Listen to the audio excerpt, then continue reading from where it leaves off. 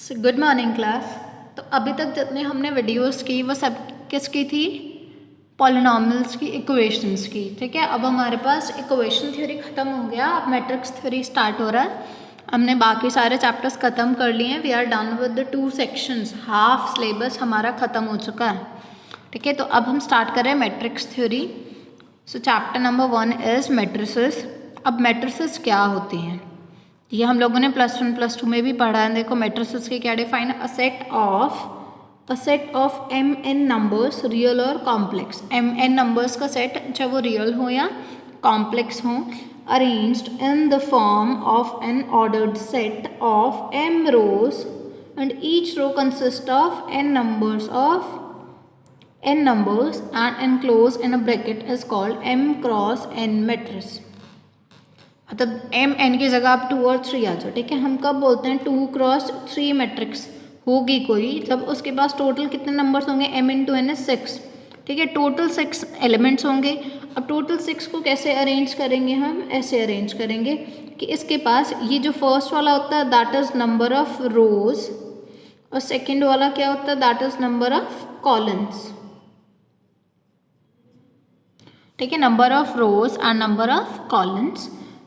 सो 2 rows हैं, that mean रोज कैसे होती है, ऐसे वाली, इनको बोलते हैं हम रोज, दिस इज रो।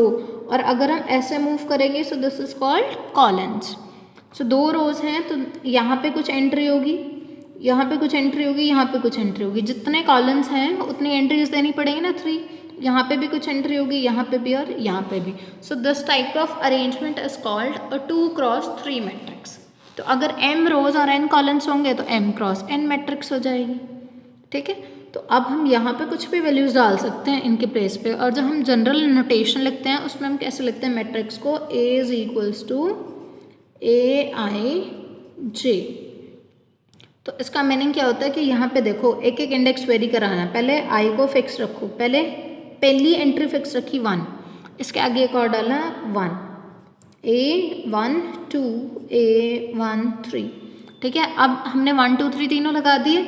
अब फर्स्ट वाली एंट्री को फिक्स करो 2 पे फिक्स किया। अब इसको वेरी कराओ A21 A22 A23। तो इस टाइप से हम लिखते हैं अगर A कोई भी मैट्रिक्स होगी ऑफ द ऑर्डर 2 क्रॉस 3 तो ऐसे लिखेंगे। तो ऐसे बस आपको फिक्स करना है।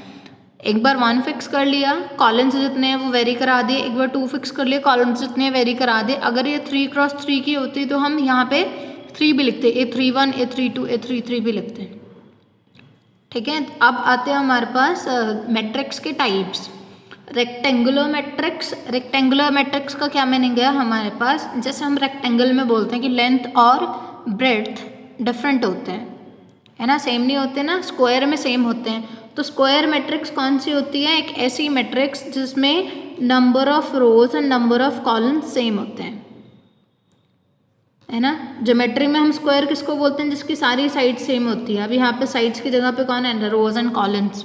तो यहाँ पे number of rows and number of columns अगर सेम हुए then that matrix is a square matrix. और ऐसे ही अगर हमारे पास सेम ना हुए, number of rows is m and number of rows is n. If m is not equals to n, this means if number of rows is not equals to number of columns, then we say that कि our matrix is a rectangular matrix. Next is your row matrix. Row matrix का क्या meaning होता है, बस उसके पास एक ही रो हो और कुछ ना। ठीक है, एक ही रो होनी चाहिए, कॉलम कितने भी हो सकते हैं। और रो हम कैसे लिखते हैं, रो हम ऐसे लिखते हैं, है ना। तो मतलब मैट्रिक्स कुछ ऐसे हो सकती है 1 2 3 4 5 इस टाइप की मैट्रिक्स। ठीक है, मीन्स 1 क्रॉस 5 ये वाला फिक्स होगा क्योंकि रो एक ही लेनी है। तो 1 क्रॉस 2 1 क्रॉस 3 1 क्रॉस 4 1 क्रॉस 5 ऐसे जितने मर्जी ले लो, जो हम खाली 1 लिख देंगे ऐसे। दिस इज 1 क्रॉस 1 मैट्रिक्स, तो ये भी रो मैट्रिक्स है ना, क्योंकि इसके पास एक ही रो है। जब भी कोई ऐसी मैट्रिक्स मिलेगी जिसके पास सिर्फ एक ही रो होगी तो हम उसको क्या बोलेंगे, रो मैट्रिक्स। अब इसी टाइप से नेक्स्ट है कॉलम मैट्रिक्स। कॉलम मैट्रिक्स में हम क्या पढ़ते हैं कि सिर्फ एक ही कॉलम होता है उसका, बाकी कुछ नहीं होता। देखो this is column matrix. So column matrix देखो कैसे लिखा, 1 4 8, सिर्फ जिसके पास if it has only 1 column and any number of rows, row कितनी भी हो हमें कोई लेना देना नहीं है, बस कॉलन एक ही होना चाहिए. देन वी से दैट कि that matrix is a colon matrix. Next is diagonal matrix. Diagonal matrix किस टाइप की मैट्रिक्स होती है? देखो, अ स्क्वायर मैट्रिक्स. फर्स्ट थिंग कि डायगोनल होने के लिए स्क्वायर होना चाहिए. हम डायगोनल किसका, तो अ स्क्वायर मैट्रिक्स, किसी भी स्क्वायर मैट्रिक्स को कब हम बोलते हैं कि वो डायगोनल मैट्रिक्स है? If all it's non diagonal elements. Non diagonal elements कौन से? Are zero. देखो डायगोनल, जैसे ये स्क्वायर होता है तो स्क्वायर का डायगोनल एक ये वाला होता है, एक ये वाला होता है ना. अब यहाँ पे मैट्रिक्स है, मैट्रिक्स का डायगोनल कौन सा होता है? मैट्रिक्स के दो डायगोनल नहीं होते हैं, मैट्रिक्स का एक ही डायगोनल होता है. कौन सा वाला? ये वाला, this one, this is the diagonal. तो अगर हमने बोला नॉन डायगोनल एलिमेंट्स मीन्स ये वाला एलिमेंट, ये वाला और ये वाला, ये वाला, ये वाला, ये वाला, these all are what? Non diagonal elements. तो उसने क्या बोला? नॉन डायगोनल एलिमेंट्स अगर जीरो होंगे तो हम बोलेंगे कि मैट्रिक्स डायगोनल मैट्रिक्स है. मतलब सिर्फ डायगोनल पे एंट्रीज होनी चाहिए, बाकी सब जगह जीरो होना चाहिए, है ना. जस्ट लाइक दिस इज 1 2 और यहाँ पे 0 0. डायगोनल पे एलिमेंट्स हैं, बाकी सब जगह जीरो है. That is called a diagonal matrix. Next is what? और ये जो डायगोनल पे जो एलिमेंट्स हैं इनको बोलते हैं diagonal elements. Next is scalar matrix. Scalar matrix क्या होती है?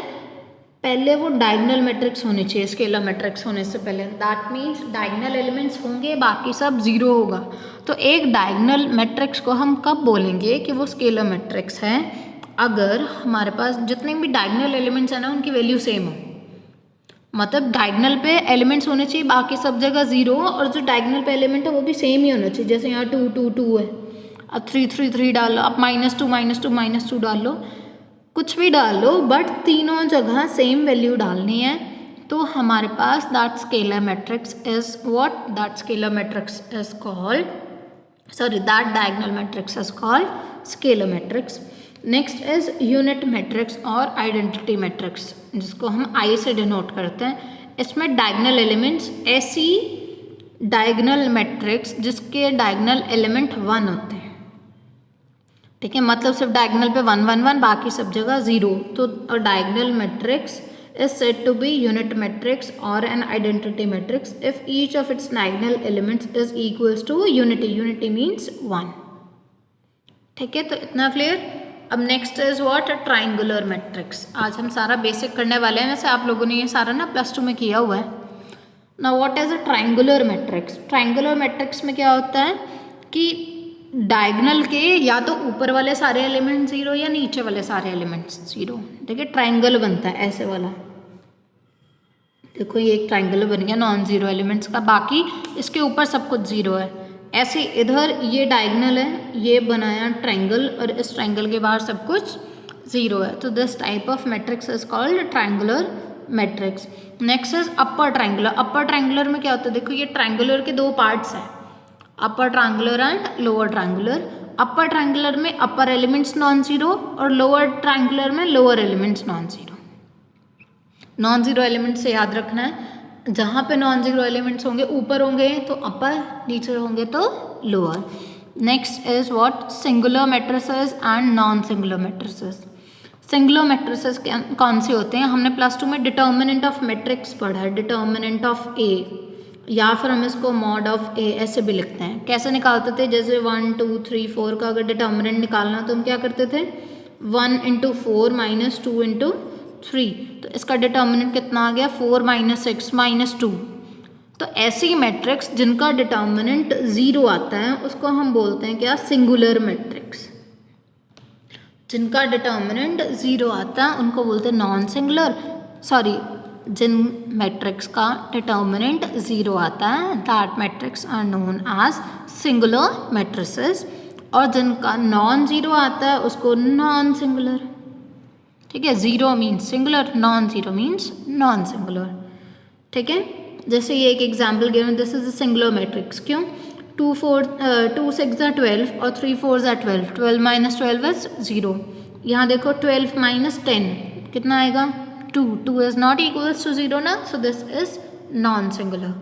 Next is what, transpose of a matrix. Transpose का क्या होता है, कॉलन को उठा के रोज बना दो, रोज को उठा के कॉलन बना दो। जैसे ये है 3 5 2 4, तो अगर इसका ट्रांसपोज बोला जाए, लेट्स से दिस बी ए, ठीक है। इफ ऐसे कि ए डैश फाइंड करना है तो ए डैश वुड बी व्हाट, ये 3 5 ऐसे है ना, इसको ऐसे कर दो 3 5 2 4, this is called transpose of a matrix.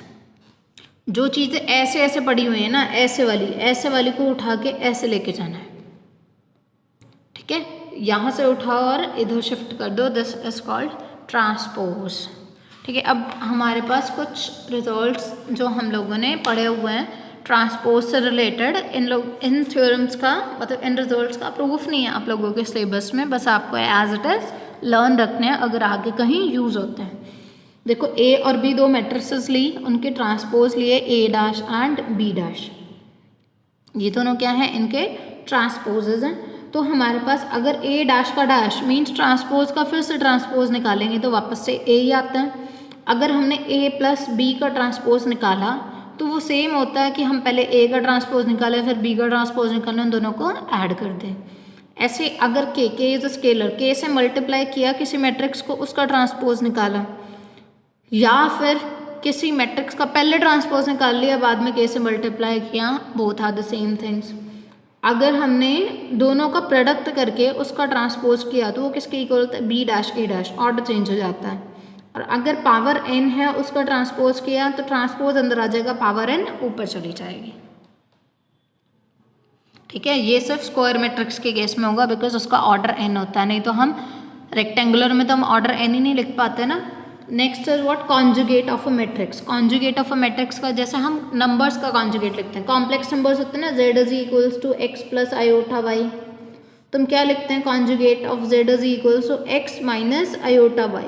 बस जहाँ जहाँ पे आयोटा प्रेजेंट है ना पूरी इक्वेशन में, जहाँ जहाँ आयोटा है, what you will do, you will replace iota bye minus iota and you will get the complex conjugate. और इसको रिप्रेजेंट करते हैं उसके ऊपर बार लगा के, ये बार जैसे z के ऊपर कॉम्प्लेक्स नंबर्स के ऊपर बार लगा के रिप्रेजेंट करते थे, ऐसे ही हम लोग यहाँ पे भी मैट्रिक्स के ऊपर भी बार लगा के ही रिप्रेजेंट करते हैं। और ये नेक्स्ट थ्योरम में आपको कुछ रिजल्ट्स गिवन है उससे रिलेटेड कॉन्जुगेट से, जैसे हमने ट्रांसपोज के लिए रिजल्ट्स पढ़े, इनका भी प्रूफ आपके सिलेबस में नहीं है, जस्ट आप लोगों को ये लर्न रखने हैं फॉर फर्दर इन्फॉर्मेशन। आगे जब हम कुछ करेंगे मतलब और कॉम्प्लिकेटेड सी मैट्रिसेस से डील करेंगे, ऑपरेशंस आएंगे, तब ये काम आने वाले हैं। अब देखो last topic for today is what, transposed conjugate. और देखो आपको ट्रांसपोज्ड कॉन्जुगेट का क्या मीनिंग है, ट्रांसपोज प्लस कॉन्जुगेट, ठीक है, दोनों चीज़ें करनी है, ट्रांसपोज प्लस कॉन्जुगेट, दोनों में से जो मर्जी पहले कर लो, चाहे पहले कॉन्जुगेट ले लो फिर ट्रांसपोज निकाल लो, चाहे पहले ट्रांसपोज कर लो बाद में कॉन्जुगेट कर लो, you will get the same answer. जैसे अब यहाँ पे देखो ये थी मैट्रिक्स, इसका हमने कॉन्जुगेट निकाला, मतलब आयोटा की जगह माइनस आयोटा कर दिया, देखो यहाँ पे भी माइनस आयोटा कर दिया, सब जगह कर दिया, तो ये तो आ गया कॉन्जुगेट। अब ट्रांसपोज्ड कॉन्जुगेट मतलब ऐसे उठा के ऐसे शिफ्ट करना है, तो दिस इज 3 और ये ऊपर चला गया यहाँ और ये 1 यहाँ पे आ गया, the next 2 plus iota next line में, फिर ये यहाँ, ये वाला यहाँ, ठीक है। ऐसे ही ये वाली लाइन को भी ऐसे, ठीक है। आप उल्टा भी कर सकते हो, देखो मैं पहले करके दिखाऊं, पहले इसका डैश निकाल ले, what is a dash, a dash find करो, this is 3 4 iota plus 6 then 1 then 2 minus iota then minus 7 minus iota then 4 iota 3 iota minus 2 and 3 minus 3 iota, ठीक है। ये तो आ गया ए डैश।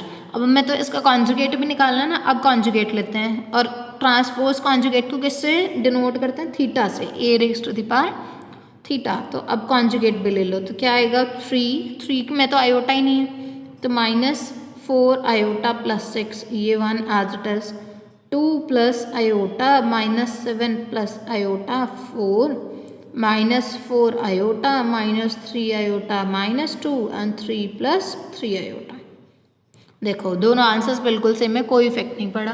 तो हमें बस ट्रांसपोज कॉन्जुगेट का मीनिंग याद रखना है, ट्रांसपोज प्लस कॉन्जुगेट कर लो जो मर्जी पहले, और ये नीचे उससे रिलेटेड कुछ रिजल्ट्स हैं, वो आप लोगों को लर्न रखने। तब नेक्स्ट लेक्चर में हम लोग सीखेंगे कि एडजॉइंट कैसे फाइंड करते हैं और मैट्रिक्स का इनवर्स कैसे फाइंड करते हैं। तो आज के लिए बस इतना ही। Thank you class.